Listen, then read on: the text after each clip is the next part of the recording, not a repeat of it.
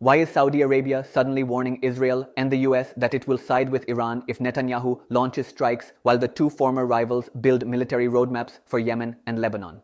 On December 29, 2025, Saudi Arabia delivered a stark warning to Israel and the United States. If Israel attacks Iran, the kingdom will support Tehran without any hesitation.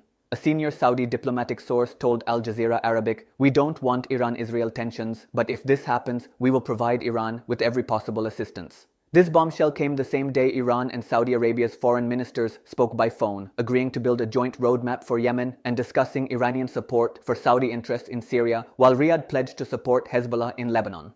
The Saudi message reverses decades of regional alignment.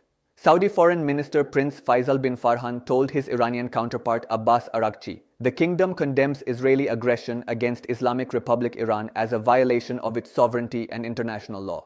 This represents a stunning shift from 2023 when Saudi Arabia was considering normalization with Israel. Now, Riyadh is warning that Israeli strikes on Iran would be considered an attack on regional stability that Saudi Arabia cannot tolerate.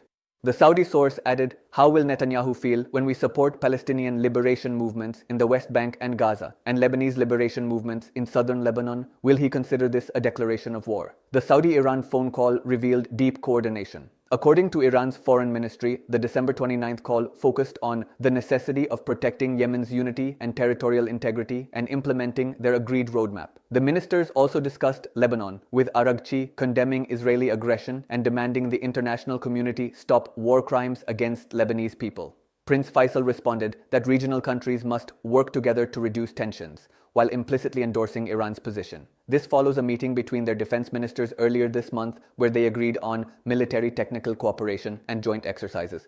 The implications for Israel are catastrophic. Netanyahu was already facing Saudi opposition to his normalization plans after recognizing Somaliland. Now, Saudi Arabia is explicitly threatening to arm and fund Israel's enemies if he attacks Iran. A Saudi royal source warned Israeli Channel 12, "After all this, does Netanyahu still talk about normalization? What madness is this?" The threat to support Hezbollah directly challenges Israel's northern security and could reignite the Lebanon front. Saudi Arabia's vow to support Palestinian liberation movements suggests funding for Hamas and Islamic Jihad, directly threatening Israel's southern border. Strategic calculations are driving this realignment. Saudi Arabia fears that an Israel-Iran war would devastate regional oil supplies and shipping routes. By siding with Iran, Riyadh prevents Tehran from attacking Saudi oil facilities as collateral damage. The joint Yemen roadmap would reduce Houthi attacks on Saudi Arabia while keeping pressure on Israel's Red Sea interests. In Syria, Iranian support for Saudi-backed groups would help Riyadh counter Turkish influence. Supporting Hezbollah gives Saudi Arabia leverage over Lebanese politics and a proxy to threaten Israel.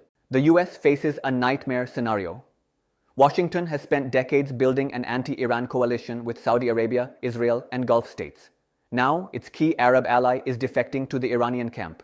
The Biden administration has warned Saudi Arabia that supporting Iran could trigger sanctions under the Countering America's Adversaries Through Sanctions Act.